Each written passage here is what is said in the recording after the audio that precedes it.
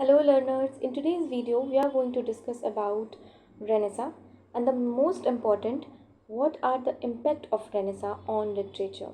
The Renaissance, spanning thoroughly from the 14th to 17th century, was a profound cultural movement that revolutionized European art, philosophy, science and especially literature.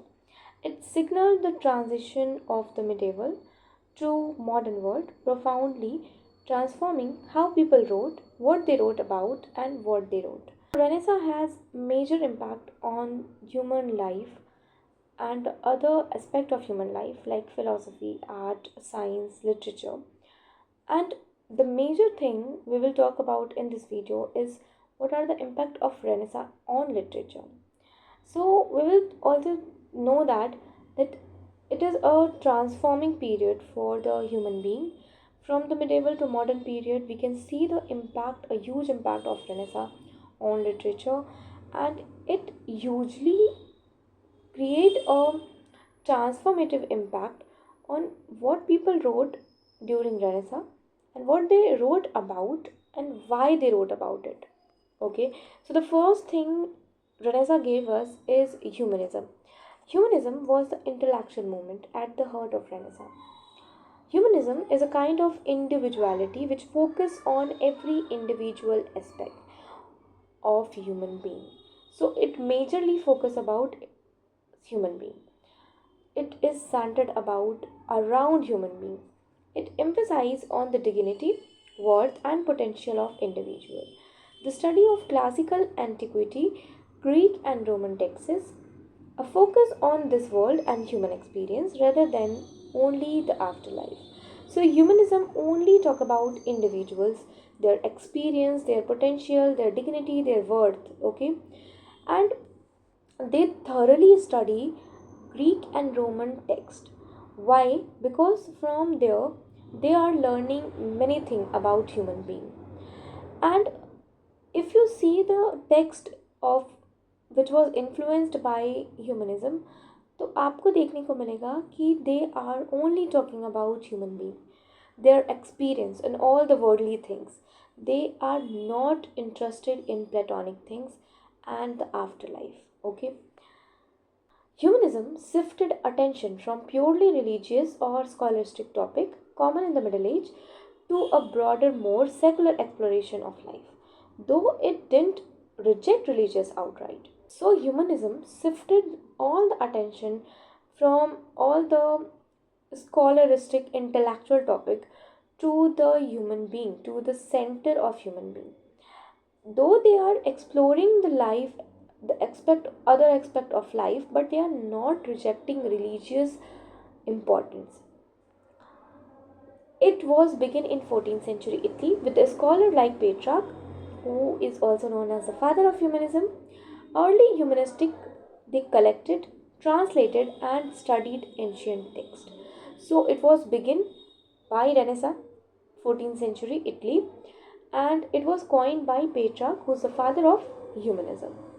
The early humanists, what they did, that उन्होंने ancient text को collect किया, they translated it and they studied it thoroughly. They believed that studying the classical cultivated virtue, wisdom and eloquence quality needed for good citizenship. So they believe कि ये जो classical text है, Greek और Roman से जो text है हमारे पास, अगर हम उनको कलेक्ट करते हैं, ट्रांसलेट करके स्टडी करते हैं उनकी थॉरली, तो they will give us many more quality, many more good quality as a human being, and which we needed. Why? To become a good citizen. So now we will see what are the impact of humanism, what are the influence of humanism on literature. So humanism focus on human experience and it explore individuality. Why humanism is important in literature? Because you can see the literature of during Renaissance are very much centered around humanism. They explore individuality, their experience, real people, real things. So literature become more centered on real people, their feelings, dilemma and ambition. Character were portrayed with psychological depth and moral complexity. Writers emphasize personal voices and self expression. Autobiographies, essay, lyrical poetry, they are very much become popular because during Renaissance period, people are more focused about their self. They try to express themselves as much as they can. So they are their text, their literature are more centered around the real people, real thing, their feelings, their dilemma, their emotions, their ambition, their thoughts. So the character which they portray in their text are with very much psychological depth because they are thinking about themselves and they are expressing themselves. So writer try to, of course, they also try to express themselves. So we can see the genre like autobiography, essay, and lyrical poetry.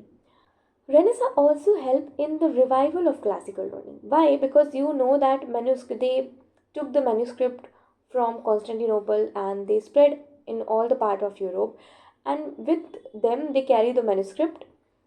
Because of the manuscript, the Renaissance created a revival of classical learning because people are very much interested to learn about ancient things.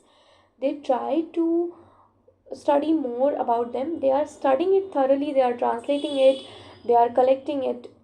So it is kind of rediscovery of Greek and Roman text and which deeply influenced literary forms and style because of all those texts जो लोग थे जो writers थे उन्होंने different forms और different styles को adopt किया और इन्वेंट किया writer studies classical authors like Virgil Homer Plato and Aristotle और बिकॉज राइटर जो हैं वो ऐसे ऑथर्स को पढ़ रहे थे तो उनकी जो फिलोसफी थी they also adopt them the major invention of Renaissance period is printing press. Why?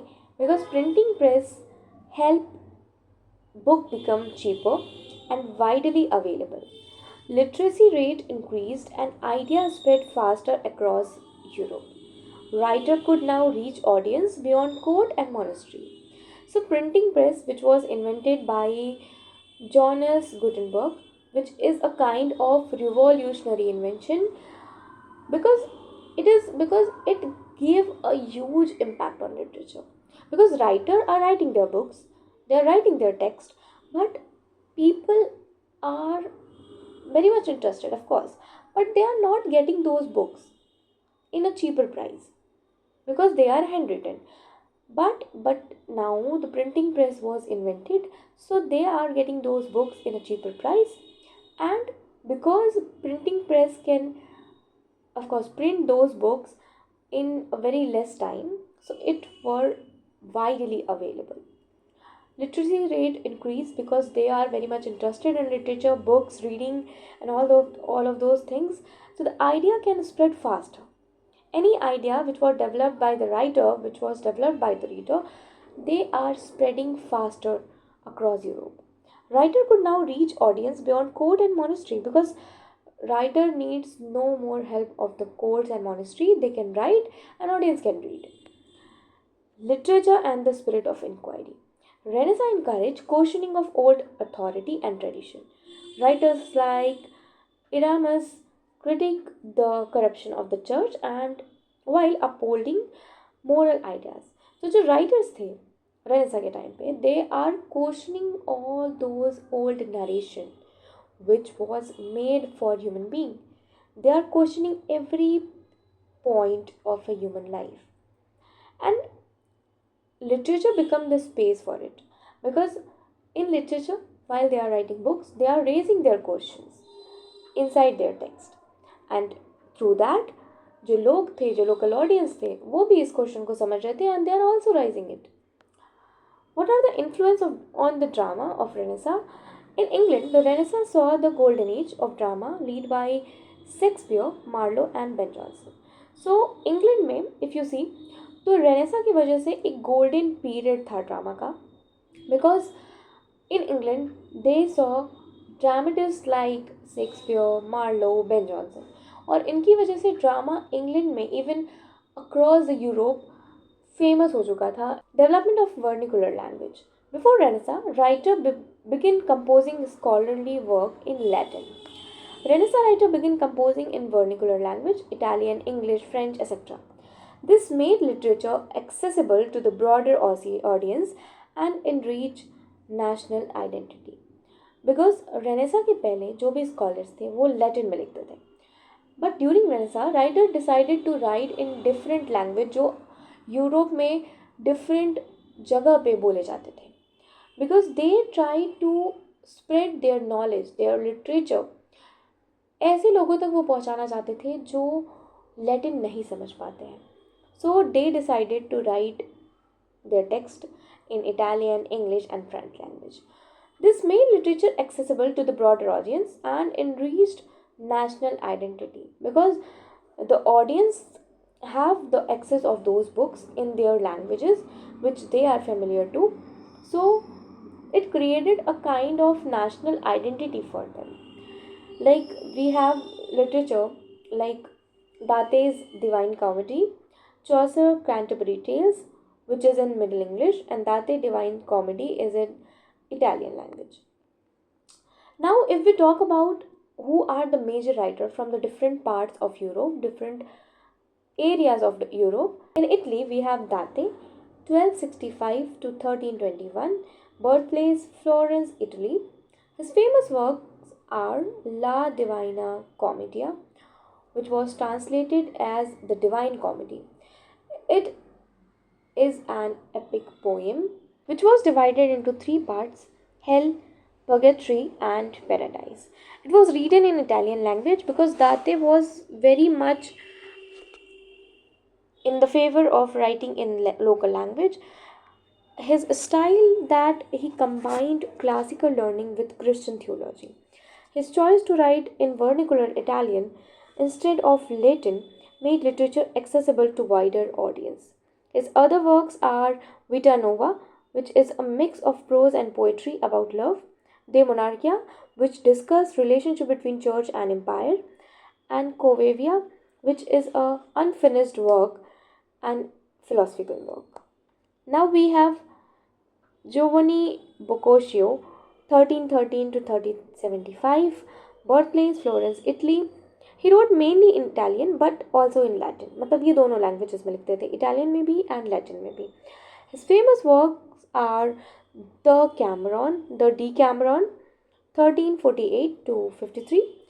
This is the most celebrated work, and it was a collection of 100 tales told by a group of 10 young people who escaped Florence to avoid the Black Death. Then we have De Mulieribus Caldris, translated as On Famous Women, a collection of biographies of famous women from history and mythology. This is the first Western literature devoted entirely to women. So it was a collection of biographies from the famous women of history and mythology, and it was the first major text about women, entirely about women. Then we have Zoonosia Decorum Genitalium, which is an encyclopedic work on classical mythology. Then we have Francisco Petrarch, 1304 to 1374, birthplace Arezzo, Italy. He was the father of humanism. We have talked about humanism, and he was the one who coined the term humanism, and he talked about humanism a lot. He revived interest in classical antiquity, focus on human life and experience because he was the humanist. तो इसलिए इन्होंने काफ़ी सारे text जो ancient text हैं उनको collect किया, उनको ट्रांसलेट किया और उनको थॉरली स्टडी किया है. He was focus on very much focus on human life and experience. Petrarch inspired and shaped what became known as studies humanities, grammar, rhetoric, history, poetry, philosophy. So जो अभी हम humanities पढ़ते हैं, it was coined by Petrarch. His famous works are Canzoniere, which is a songbook collection of 386 poem. Then Secretum, which is translated as My Secret Book. It is a dialogue between Petrarch and Saint Augustine, reflecting his spiritual conflict. Then we have Africa, an English-Latin poem about journal Scipio Africanus. He also done a very major contribution that he mastered the sonnet form. and he created one more major sonnet form which known as Petrarchan sonnet. It has octave and sestave. It was later used by many poets. In France, we have Francois Rabelais, who was a French writer, monk, physician, scholar, and humanist. His famous works are Gargantua and Pantagruel, which is a series of five satirical novels following the adventure of two giants, father and son. Then we have Michel de Montaigne, who is a writer, philosopher, magistrate, and humanistic thinker. His famous work is Essays, later translated as Essay. It was first published in 1580, a collection of a personal reflection on a wide range of topics like death, friendship, education, politics, religion, and human nature. In England, we have William Shakespeare, 1564 to 1660, who was a playwright, poet, writer, and an actor. He belonged to Elizabethan and Jacobean period, which was the part of English. His famous works are in tragedy we have Hamlet, Macbeth, Othello, King Lear, Romeo and Juliet. In comedy we have A Midsummer Night's Dream, Twelfth Night, As You Like It, Much Ado About Nothing. And history we have Henry IV, Richard III, and Henry V. In romance we have The Tempest, The Winter's Tale, and more and other more. Then we have Christopher Marlowe, 1564 to 1593. He belonged to Elizabethan period. He was a playwright, poet, translator, and a scholar. His famous works are Dr. Faustus, Chamberlain the Great, The Few of Malta, and lastly we have Edmund Spenser, 1552 to 1599, known as the poet's poet.